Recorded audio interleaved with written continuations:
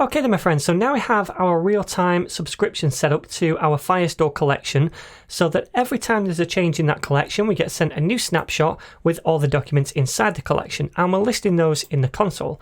Now right now we're just getting every single document inside the collection, but sometimes we might want to filter that out a little bit so that we say, okay, go and grab me every book document that has a specific author, for example Brandon Sanderson or Patrick Rothfuss, and that would then only fetch us those documents from the collection. So we do that using what's known as a Firestore query, and I'm going to show you how to do that now.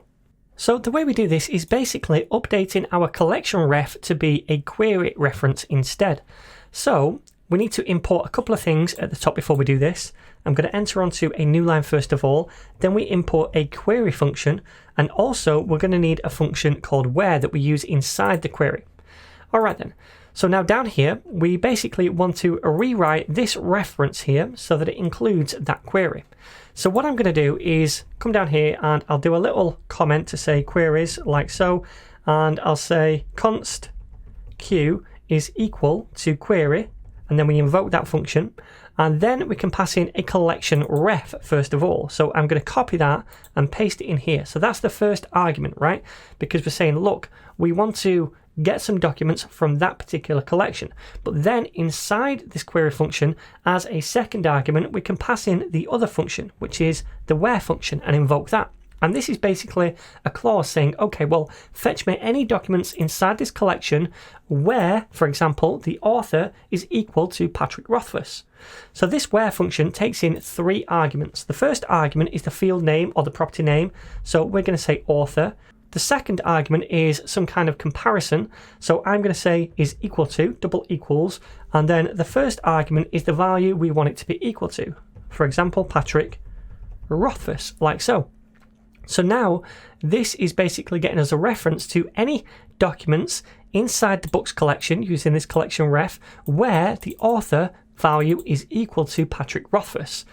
And now instead of creating this onSnapshot function to just the collection ref, we pass in the query here instead. Okay, so now we're going to get real-time data whenever the data changes that includes the author property to be Patrick Rothfuss. So if I had a new book where the author is Patrick Rothfuss, then that will fire this function right here where we'll get a new snapshot. If I add in a new book where the author is not equal to Patrick Rothfuss, then we're not going to get a new snapshot. Does that make sense? So let's save this now and give it a whirl. So first of all, you'll notice when we first load the page, we only have 2 books inside this array. And that's because now we're filtering out any book that doesn't have an author to be Patrick Rothfuss. So we don't get that data.